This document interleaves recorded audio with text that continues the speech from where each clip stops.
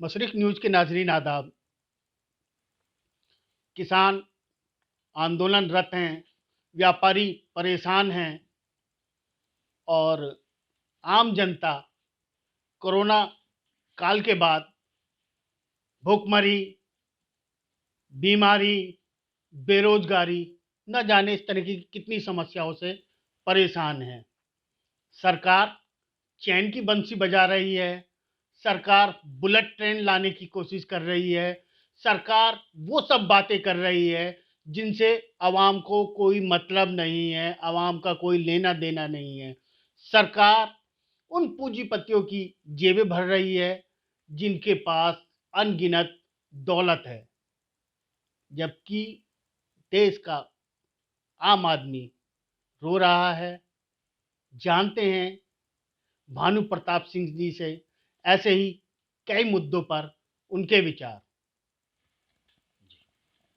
भानु प्रताप जी, किसान आंदोलनरत हैं, कोई हल निकलता नजर नहीं आ रहा है।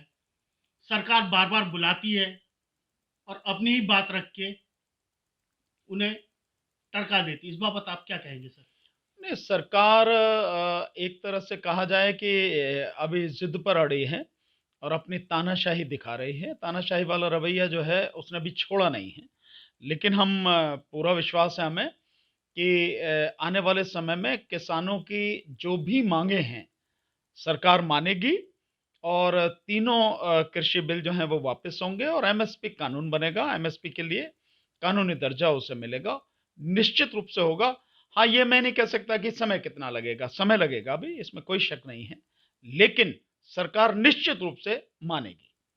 बात की जाए तो देश गणतंत्र दिवस मना रहा है। बात तो वास्तव में क्या संविधान और गणतंत्र दिवस जो मनाया जा रहा है, लोकतंत्र कायम है?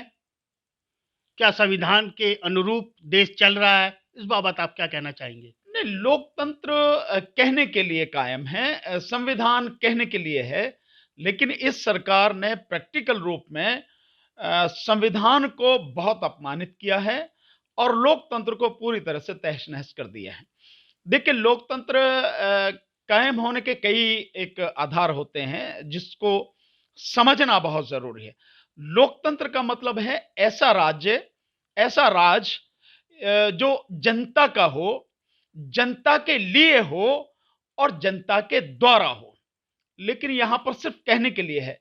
आज जनता अगर किसी बात को बोलती है तो जनता के खिलाफ जो है सरकारी डंडा जो है वो जबरदस्त तरीके से चलता है। और कह सकता हूं जैसे न केवल भारत सरकार की तरफ से, अगर उत्तर प्रदेश में देखें तो योगी ने जो तांडव मचा रखा है वो एक अपने आप में एक बड़ी जबरदस्त मिसाल है कि सरकारी तानाशाही और गुंडागर्दी जिसे कहते हैं उसकी।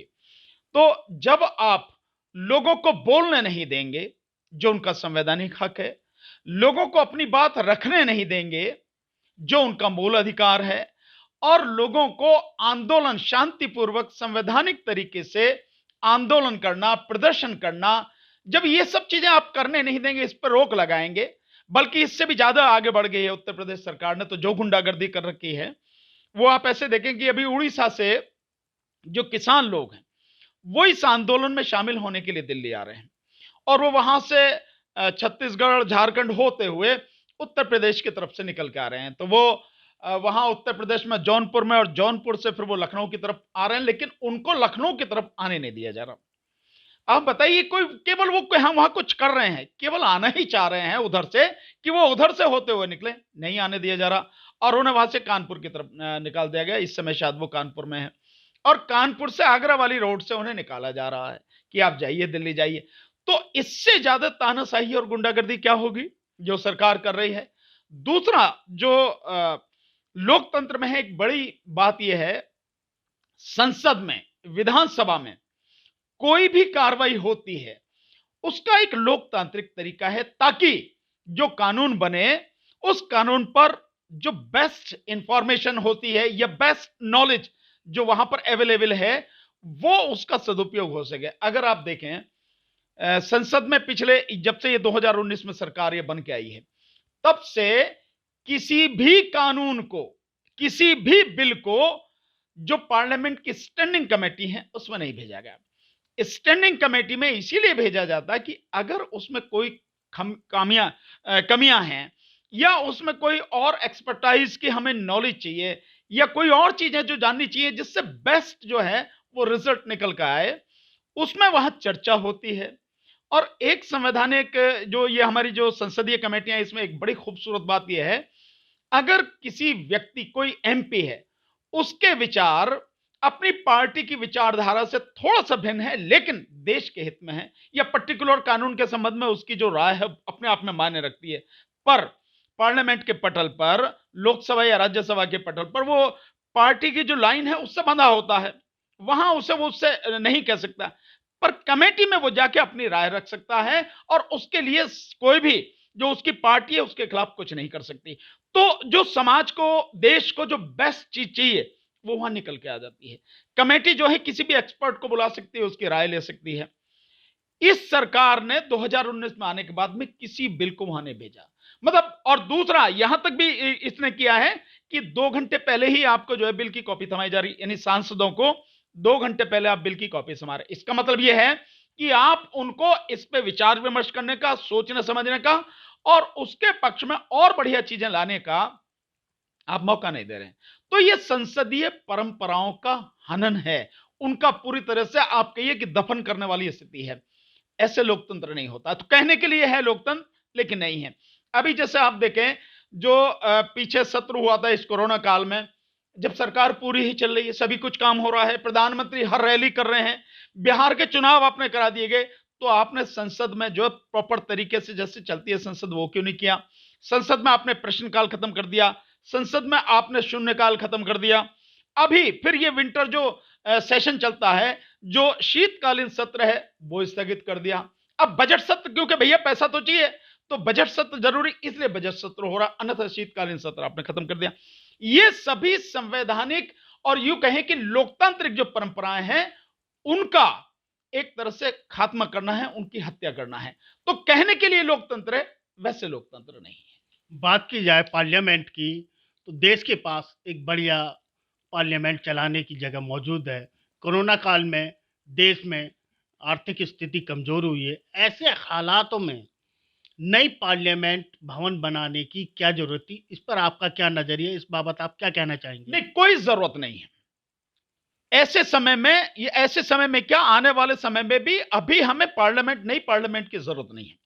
देखिए, अगर आप उसकी सेटिंग को थोड़ा सा चेंज कर दें, तो जो हमारे पास एग्जिस्ट में इस समय जो वर्तमान हमारी संसद है, राज्यसभा में भी और लोकसभा में भी, और साथ साथ में दोनों का जो संयुक्त अधिवेशन होता है उसके लिए भी सिर्फ सीटिंग अरेंजमेंट को थोड़ा चेंज करना है और साथियों के बैठने की उसमें बहुत सुविधा हो जाएगी, बड़े आराम से हो जाएगी। मतलब 1000 लोगों तक के आपके बैठने की सुविधा हो जाएगी लोकसभा में ही। अगर आप चाहेंगे तो उसको सिस्टम थोड़ा सा आपको चेंज करना। ऐसे में आप नई लोकसभा बना रहे हैं, वो नई संसद बना रहे हैं आप, जिस पर संसद पे 1000 करोड़ रुपए का खर्चा है।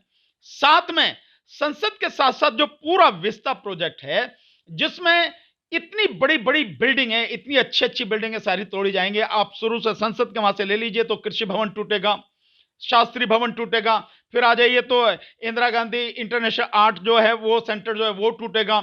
फिर आप दूसरी साइड में चले जाइए, मतलब उधर से आपका उद्योग भवन टूटेगा, निर्माण भवन टूटेगा, उपराष्ट्रपति भवन तक वो टूटेगा, साथ में जो नेशनल म्यूजियम है वो टूटेगा। मतलब आज की तारीख में इसको ऐसे समझे आप, जो हमारा राजपथ है, विजय चौक जिसे बोलते हैं, वहां से विजय चौक के दोनों तरफ जो बिल्डिंगें हैं, सारी बिल्डिंगें तोड़ी जाएंगी। क्या पागलपन है भाई, क्यों तोड़ी जा रही है? इनकी क्या जरूरत है? जब आप नौकरियां कम करते चले जा रहे हैं, बिल्डिंग जो आपके पास है ऑलरेडी सफिशिएंट है, उससे भी अगर ज्यादा की चाहिए तो वो है। ऐसे में टोटल प्रोजेक्ट आपका 20,000 करोड़ का है, जिस देश में लाखों करोड़ों लोग भूखे मर रहे हों, करोड़ों लोगों के पास में 2 वक्त की खाने की रोटी नहीं है, और ऐसे कोरोना काल में लोगों के पास रोजगार नहीं है, 35 करोड़ लोग बेरोजगार हो गए हैं, और आप इतना पैसा सिर्फ इस बात में बर्बाद कर रहे हो। और वो भी उसको दिया गया है, इसका प्रोजेक्ट का जो है ठेका भी उसको दिया गया है जिसने साबरमती रिवर फ्रंट बनाया है, जो कि कहीं कुछ नहीं है। लोग जाके देखते हैं, जो भी देखने बता रहे हैं कहीं कुछ नहीं है, ऐसा कोई जिसकी डींगे मारी जा रही है, कोई बढ़िया नहीं है, कुछ नहीं, उसको आप इतना बड़ा प्रोजेक्ट दे रहे हैं। इसका मतलब साफ है, इसमें निश्चित रूप से एक बहुत बड़ा घोटाला है। जो कंस्ट्रक्ट, देखिए बहुत सीधा सा है, गवर्नमेंट डिपार्टमेंट में जो बेईमानी जो होती है, वो बेईमानी के दो तीन तरीके हैं। एक तो जो सामान खरीदा जाता है उसमें बेईमानी होती है। जैसे आपने देखा होगा कि पहले जो है डीटीसी की बसें, लो फ्लोर बसें वगैरह जो खरीदी गई, तो बताया गया कि उसकी एक्चुअल कीमत तो 25-30 लाख ही थी, लेकिन खरीदी गई वो 60-60 लाख रुपए में। तो ये एक तो खरीद में घोटाला होता है। दूसरा बड़ा घोटाला होता है कंस्ट्रक्शन में। ये कंस्ट्रक्शन, दिल्ली में जितना ये कंस्ट्रक्शन हो रहा है, आप देखेंगे जो प्रगति मैदान का पूरा इलाका है, उसमें जो कंस्ट्रक्शन हो रहा है, नीचे से रोड बन के आ रही है वहां तक, और ये उसी से जुड़ा हुआ है सारा का सारा। ये पूरा विस्ता प्रोजेक्ट हो गया 20,000 करोड़ का ये है। तो इसमें बड़ा जबरदस्त घोटाला है, और मैं बहुत विश्वास के साथ कह सकता हूं, अगर ईमानदारी से इसकी जांच करा ली जाए तो कम से कम इस 20,000 करोड़ के घोटाले में 10,000 करोड़ के आसपास का घोटाला निकल आएगा, जो हालत जो सारी चल रही है, और जिसको 2022 तक ये करने की बात कर रहे हैं। अरे तुम्हारे खिलाफ पूरे देश की जनता खड़ी है, किसान आंदोलन सर पे है। आप किसान जो है पिछले 58 दिन से लगातार अपनी जो डिमांड के लिए आपके दिल्ली को घेरे हुए खड़े हैं, आप उनकी बात सुन नहीं रहे हैं, और आप ये सारी चीजें लगातार करते चले जा रहे हैं। देश की आर्थिक स्थिति गड्ढे में जा रही है, -7.7 तो तुम ही बता रहे हो, और वर्ल्ड बैंक जो बता रहा है वो बता रहा है, वर्ल्ड बैंक आपका 9.7 9.76 के आसपास, और जो आईएमएफ है वो आपका जो 10% 6 के आसपास बता रहा है। इतनी आपकी जो जीडीपी नीचे चली गई है, माइनस में है ये, और फिर भी आप इतना पैसा खर्च करने में लगे। मैं क्या बताऊं, इसे मेरे विचार से तो ये देश को और बर्बाद करने के अलावा कुछ नहीं है, और निहायत ही घटिया दर्जे का पागलपन है, कुछ नहीं है। लेकिन इसे किया जा रहा है क्योंकि मोदी जी अपने आप को बस मैं ही हूं जो भी कुछ, और मैंने ये किया, मैंने नई संसद बनाई, मैंने ये बिल्डिंग बनाई, अपना नाम जो रखना चाहते हैं। अबे नाम इसमें धरती पे किसी का नहीं रहा, सबके नाम यही मिट्टी में मिल गए। उन्हीं का रहता है जो अच्छे कर्म करते हैं, जो कुकर्म करते हैं उनका नाम नहीं रहता है। बात की जाए चुनाव की, बिहार चुनाव की आपने जिक्र किया, लगातार बीजेपी चुनाव जीत रही है, तो क्या ये माना जाए कि जनता उन्हें चाहती है? अब पश्चिम बंगाल में चुनाव होने की तैयारी है, इस बाबत आप क्या कहेंगे? देखिए, जनता उन्हें बिल्कुल नहीं चाहती। मैं तो कह रहा हूं, आज आप सर्वे करा लीजिए, मैं दावे के साथ कह रहा हूं, मोर देन 80% लोग बीजेपी को हटाने कर मोदी के विरोध में वोट देंगे। यह हकीकत है, जमीनी हकीकत है। आप लोगों के बीच में जाके देखिए, जो लोग लोगों के बीच में नहीं जाते, घर में बैठे जो मन में आए कर लें, या जो गोदी मीडिया जो उन्हें दिखा रहा है वो चाहे वो कर लें। लेकिन जमीनी हकीकत यह है, आज की तारीख में जो बीजेपी के भी समर्थक रहे लोग सालों, वो भी आज मोदी के खिलाफ हैं। इस देश में 70% जो किसान और किसान से जुड़े हुए लोग हैं, वो मोदी के पूरी तरह से खिलाफ हैं। जो मजदूर है वो मोदी के पूरी तरह से खिलाफ है, बीजेपी के खिलाफ है। तो ये सब कहने की बातें, जीतने का केवल एक कारण है और कुछ नहीं है, ईवीएम में गड़बड़ी, और दूसरा प्रशासनिक अमले द्वारा गड़बड़ी कराए जाना, गुंडागर्दी से सीटों को जबरदस्ती डिक्लेयर कराना कि भैया जीत तो कोई और रहा, लेकिन रोक लिया रिजल्ट, जैसे बिहार में हुआ, रिजल्ट रोक लिया और डिक्लेयर कर दिया किसी और को। बाद में अब कुछ नहीं होता, क्योंकि इलेक्शन कमीशन तो पूरी तरह से गुलाम है मोदी का, या इसका जो भारत सरकार का इस समय जो उसका मोदी सरकार का गुलाम है।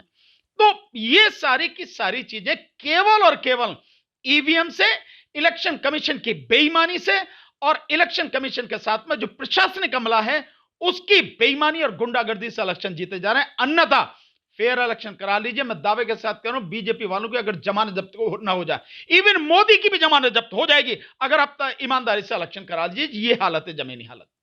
बात की जाए प्रशासनिक अमले की, तो एक वेब सीरीज आती है तांडव, और यूपी पुलिस का एक इंस्पेक्टर उसे आपत्तिजनक बताते हुए एक एफआईआर दर्ज कराता है, जबकि किसी अन्य कानून में अन्य क्राइम होने पर यूपी में कोई भी पुलिस का अधिकारी संज्ञान नहीं लेता, अपनी तरफ से एफआईआर नहीं दर्ज कराता।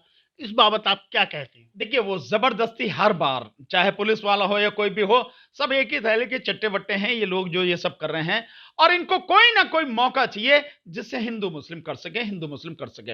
ये बार बार कोशिश कर रहे हैं, और कोशिश जो इस समय की जा रही है वो इस किसान आंदोलन से लोगों का ध्यान भटकाने की कोशिश की जा रही है। इसी के लिए जब लव जिहाद वाला जो कानून ये लेके आए हैं, वो कानून भी इसी के लिए लेके आए हैं। और अब ये तांडव वाला जो तांडव वाला सीरियल मैंने तो नहीं देखा, लेकिन जैसा लोग बता रहे हैं और कुछ जो क्रिटिक्स जो हैं वो भी जो समालोचना करते हैं वो भी बता रहे हैं कि भाई कुछ नहीं है, ऐसी इतनी घटिया सीरियल्स और जन कितने बने हैं और उसमें कुछ भी तो नहीं है जिस पे आप आपत्तिजनक कह सकें। लेकिन उसके जो डायरेक्टर वगैरह कुछ लोग हैं या प्रोड्यूसर वगैरह हैं, उसमें 2-3 लोग मुसलमान हैं और सैफ अली खान है उसमें। तो हिंदू मुस्लिम करके उस सारी चीज को किया जा रहा और कुछ भी नहीं है। या यूं कहा जाएगा कि कहीं ना कहीं ऐसे घटिया जो सीरियल है उस सीरियल को हिट करने के लिए ये सारी कहानी करी जा रही है। जैसे पद्मावत जो फिल्म थी उसको हिट करने के लिए सारी कहानी की गई और कुछ भी नहीं है। और हमेशा अलग मुद्दे उठा के मेन मुद्दों से ध्यान भटकाया जाए। और इस समय सबसे बड़ा मुद्दा जो ज्वलंत मुद्दा है लोगों के सामने है वो है किसान आंदोलन और ये 3 किसान बिल और एमएसपी को कानून बनाना। यही सबसे बड़े मुद्दे हैं।